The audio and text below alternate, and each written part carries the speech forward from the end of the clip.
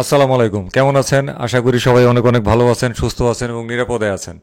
একই বিষয়ে যে জিনিসটা নিয়ে এখন কথাবার্তা বলতেছি, এই জিনিসটার উপরে আজকে দুপুরেও কিন্তু একটা ভিডিও ছাড়ছিলাম। এই জিনিসটা আমার কাছে এত একটা ভালো লাগছে যে বিশ্বের প্রথম সিএনজি গ্যাস চালিত টু হুইলার মোটরসাইকেল। তো এই জন্য ভাবলাম খুশিতে আরেকটা ভিডিও বানাই। ভবিষ্যতে আরও বানানো যায় কিনা সেই চিন্তাও করব। সকালবেলা বা দুপুরবেলা একটা বিষয়ে কথা বলছিলাম। এখন আমরা এই বাজাজের ফ্রিডম 125 বিশ্বের প্রথম সিএনজি গ্যাস চালিত মোটরসাইকেল নিয়ে আরেকটা টপিকে কথাবার্তা বলবো। এখন আমরা জানবো যে আসলে এই সিএনজি গ্যাস চালিত ফ্রিডম 125 মোটরসাইকেলটার মধ্যে কি কি বৈশিষ্ট্য রয়েছে। মোটরসাইকেলটা কেবলমাত্র উদ্বোধন হয়েছে, কেবল এখনও ইনফরমেশনের অনেক ঘাটতি আছে। বহুত কষ্ট কইরা এই ইনফরমেশনগুলোর টোকায় টোকায় একত্রিত করছি। মাঝে সাঝে দু একটা ভুল হইতে পারে, কেউ যদি জেনে থাকেন সঠিকটা অবশ্যই সেটা কিন্তু কমেন্ট করবেন। চলেন আমরা আমাদের আসল কথায় প্রবেশ করি। তো এই মোটরসাইকেলের ম্যাক্সিমাম পাওয়ার হচ্ছে কিন্তু 9.5 PS @8000 RPM। ম্যাক্সিমাম টর্ক হচ্ছে 9.7 নিউটন মিটার @5000 RPM। এবং এই যে ম্যাক্সিমাম টর্ক এবং ম্যাক্সিমাম পাওয়ার বললাম, এগুলো কিন্তু সিএনজি গ্যাসের মাধ্যমে এই পাওয়ারগুলো আসে। এটার মধ্যে তো আবার সিএনজির পাশাপাশি পেট্রোলও ব্যবহার করা যায় বা জ্বালানি তেলও ব্যবহার করা যায়, কিন্তু জ্বালানি তেল এর ম্যাক্সিমাম টর্ক এবং পাওয়ার কত সেটা কিন্তু কোম্পানি এখনও মেনশন করে নাই। মোটরসাইকেলটির টপ স্পিড হচ্ছে সিএনজিতে 90.5 কিলোমিটার প্রতি ঘন্টা। অন্যদিকে ফুয়েল বা পেট্রোল দিয়ে যদি চালানো হয় সেই ক্ষেত্রে টপ স্পিড আসতেছে 93.5 কিলোমিটার প্রতি ঘন্টা। এখানে দেখা যাচ্ছে গ্যাসের চাইতে পেট্রোল বা ফুয়েলের স্পিড একটু বেশি পাওয়া যাচ্ছে। খুবই স্বাভাবিক, যারা চার চাকায় গ্যাস ভার্সেস জ্বালানি তেল ব্যবহার করেন তারা বিষয়টা আরও ভালো জানেন। মোটরসাইকেলটির সিএনজির যে সিলিন্ডারটা যেটা সিটের নিচে আছে, এই সিলিন্ডারের ক্যাপাসিটি হচ্ছে 12.5 লিটার অথবা 2 কেজি। পেট্রোলের ক্যাপাসিটি হচ্ছে বা জ্বালানি তেলের ক্যাপাসিটি হচ্ছে 2 লিটার। মোটরসাইকেলের মধ্যে খুব ছোট্ট একটা এই ফুয়েলের ট্যাঙ্ক আছে। তারপরে ফুয়েল সাপ্লাই সিস্টেম, যেহেতু এটার মধ্যে পেট্রোলের জন্য বা জ্বালানির জন্য একটা ফুয়েল ট্যাঙ্ক দিছে ছোট্ট 2 লিটারের, সুতরাং এটার ফুয়েল সাপ্লাই সিস্টেমটা কি হইতে পারে? ইন্ডিয়ার সরকারের নিয়ম অনুযায়ী এখন কিন্তু এগুলাতে কি BS6 ব্যবহার করতে হয় প্রত্যেকটা মোটরসাইকেল। আমরা ইন্ডিয়াতে দেখি not only BS6 but also FI। So এইটার ফুয়েল সাপ্লাই সিস্টেমটাও হচ্ছে কিন্তু FI। এটা আমার পুরোপুরি শিওর হইতে একটু কষ্ট করতে হয়েছে, কারণ এখনও বাজাজের অফিসিয়াল ওয়েবসাইটে এই ধরনের কোনো তথ্য পাই নাই। তারপরে হচ্ছে মাইলেজ।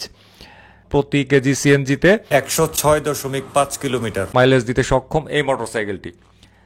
পেট্রোল মোডে চালানোর জন্য আলাদা সুইচ আছে, আবার এইদিকে গ্যাস মোডে চালানোর জন্য আলাদা সুইচ আছে, যেটা চালকের খুব কাছাকাছি রাখা হয়েছে। চালক খুব সহজেই সেটাকে চেঞ্জ করতে পারবে। তারপরে হচ্ছে এটার চেসিসটা দিছে প্রোটেক্টিভ ট্রেলস ফ্রেম, খুবই শক্তপোক্ত এবং বলা যায় বড় একটা খাঁচাই, এবং খুব শক্তপোক্ত খাঁচা।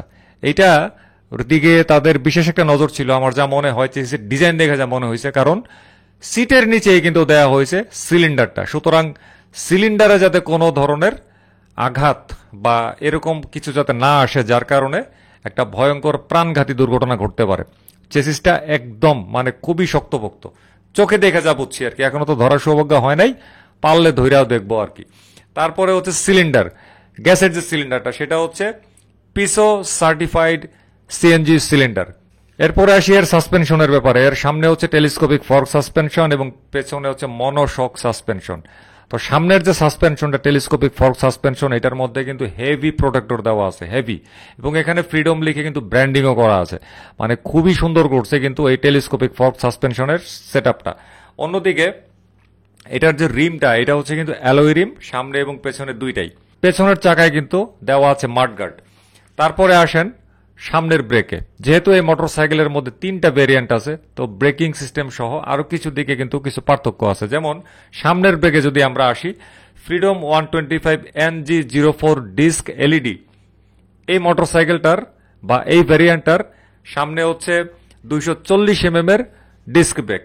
অন্যদিকে ফ্রিডম 125 NG04 ড্রাম এলইডি এবং শুধুমাত্র ড্রাম ভেরিয়েন্টের সামনের ব্রেক হচ্ছে 130 mm এর ড্রাম ব্রেক। এটার মধ্যে কিন্তু ডিস্ক নাই, ডিস্ক দিছে শুধুমাত্র একটার মধ্যে। অন্যদিকে পেছনের বেগে যদি আমরা আসি তাহলে দেখা যাচ্ছে ফ্রিডম 125 NG04 ডিস্ক এলইডি এবং ড্রাম এলইডি যেটা, সেটার পেছনের ব্রেক হচ্ছে 130 মিলিমিটার ড্রাম উইথ সিবিএস। ঘটনা কি দাঁড়ালো, ডিস্ক এলইডি এবং ড্রাম এলইডির মধ্যে ড্রাম এবং সিবিএস পেছনের ব্রেকে। ফ্রিডম 125 NG04 দুই চাকার ড্রাম যেটা, ওইটার পেছনে আছে 110 mm এর ড্রাম ব্রেক উইথ সিবিএস। এরপরে আমরা আসি টায়ারের সেকশনে, এখানেও কিন্তু পার্থক্য আছে। টায়ারের মধ্যে কি করছে তারা, যেমন ডিস্ক এলইডি এবং ড্রাম এলইডি যে ভ্যারিয়েন্টটা, এটার সামনে তারা দিয়েছে 90/80 এবং রিমের সাইজ হচ্ছে 17। পেছনের টায়ার দিয়েছে 120/70, রিমের সাইজ দিয়েছে 17। অন্যদিকে ড্রাম ভ্যারিয়েন্ট যেটা, মানে পেছনে এবং সামনে দুইটাই ড্রাম ব্রেক যেটা, ওইটার মধ্যে তারা দিয়েছে সামনে 80/90, রিমের সাইজ 17, পেছনে দিয়েছে 80/100, রিমের সাইজ হচ্ছে 17। সিট হাইট হচ্ছে কিন্তু 825 মিলিমিটার, গ্রাউন্ড ক্লিয়ারেন্স হচ্ছে 170 মিলিমিটার, কার্বো ওয়েট হচ্ছে 147.8 কেজি। হেডলাইট, এখানেও কিন্তু একটা পার্থক্য আছে ভ্যারিয়েন্টের মধ্যে। যেমন ফ্রিডম 125 ওই ডিস্ক এলইডি এবং ড্রাম এলইডি যেটা, এটা বোঝাই যাচ্ছে এটার ফ্রন্ট লাইটটা হচ্ছে এলইডি প্রজেক্টর হেডলাইট। অন্যদিকে দুই চাকার মধ্যেই যেটা ড্রাম ব্রেক দেওয়া, অর্থাৎ ড্রাম ব্রেক এডিশন, ওইটার সামনে হচ্ছে কিন্তু লাইট দিছে তারা বাল্বের লাইট, মানে হারিকেন লাইট আর কি, আমরা খাস বাংলায় যেটারে বলি হ্যালোজেন লাইট। তারপরে আসেন মিটারে, এখানেও কিন্তু পার্থক্য আছে ভ্যারিয়েন্টের মধ্যে। পার্থক্যটা কি, যেমন ডিস্ক এলইডি যেটা, ডিস্ক এলইডি একটার মধ্যেই শুধুমাত্র ডিস্ক ব্রেক আছে, তো ডিস্ক এলইডির মধ্যে inverted full LCD with Bluetooth connectivity, inverted LCD panel, এটার সাথে আছে ব্লুটুথ সংযোগের ব্যবস্থা।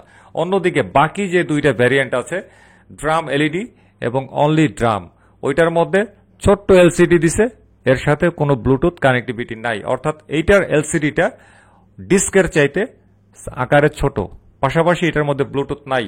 তারপরে হচ্ছে বেলি পেন, ইঞ্জিনের নিচে একটা যে গার্ড দেওয়া থাকে, আমরা অনেক সময় ইঞ্জিন গার্ড বলি বা অনেকে অনেক কথা বলি, কিন্তু এটারে বলা হচ্ছে বেলি পেন।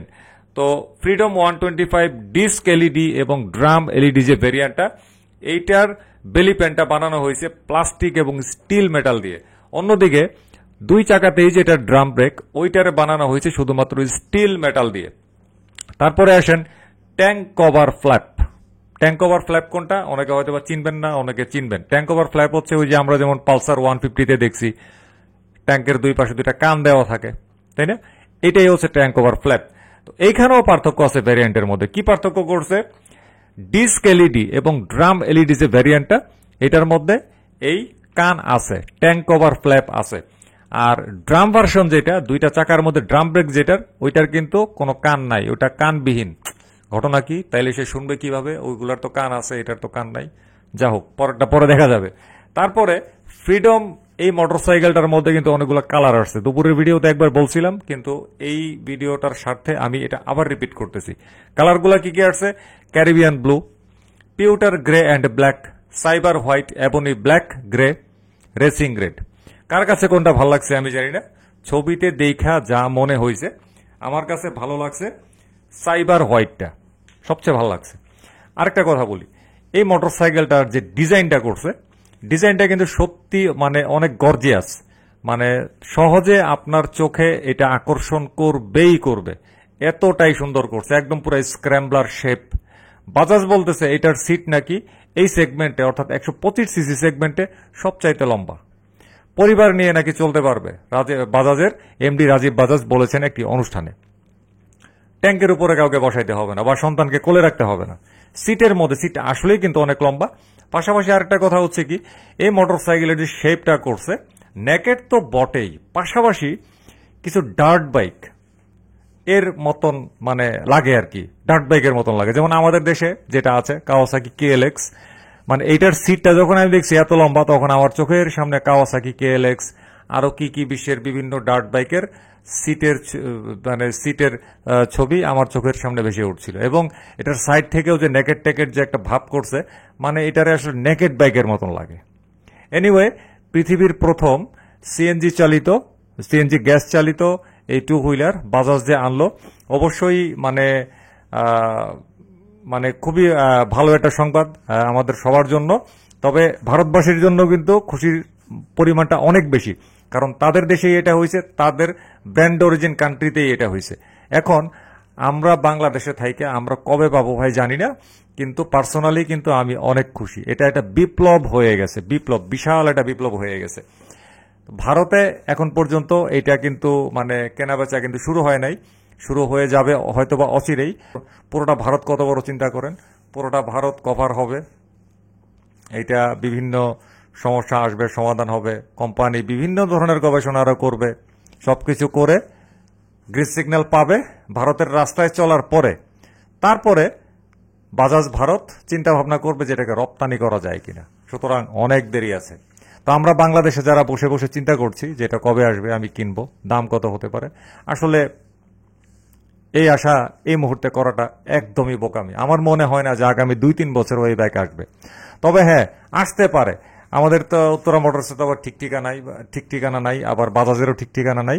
এমন করতে পারে যেহেতু এটার মধ্যে ফুয়েল সাপ্লাই সিস্টেম এফআই আছে বা জ্বালানি তেল ব্যবহার করা যায়, এমনও হইতে পারে এই অবস্থায় ট্যাঙ্কিটাকে একটু মডিফাই করে, ট্যাঙ্কটাকে বড় করে, যেহেতু এটার ফুয়েল ট্যাঙ্ক ক্যাপাসিটি মাত্র 2 লিটার, তো দেখা যাইতে পারে এটার ফুয়েল ট্যাঙ্ক ক্যাপাসিটিটাকে একটু বড় করে বাংলাদেশের বাজারে আনতেও পারে, হইতেও পারে।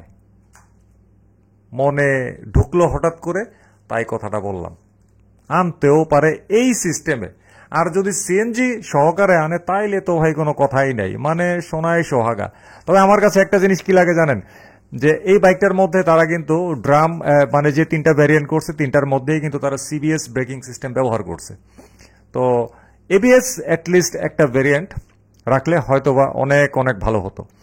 তো আমরা এরকম এবিএস ওয়ালা বাইক তো মানে ভারতে তো এখন যে সমস্ত বাইক বের হয় ম্যাক্সিমামের মধ্যে মানে 100টা যদি বের হয় দেখা যায় 95-99টার মধ্যেই এবিএস থাকে। তো আমিও ভাবছিলাম কিন্তু এটার মধ্যে এবিএস ব্রেকিং সিস্টেম দিবে, কিন্তু দেয় নাই। এই জিনিসটা আমাকে মানে খুবই আশ্চর্য করছে আর কি। এনিওয়ে, আজকে আর কথা নয়, সিএনজি চালিত এই মোটরসাইকেল নিয়ে সামনে চেষ্টা করব আরো কোনো তথ্য সমৃদ্ধ কন্টেন্ট নিয়ে হাজির হওয়ার জন্য। ভালো থাকবেন সবাই, বিদায় নিলাম আজকে। আল্লাহ হাফেজ, আসসালামু আলাইকুম।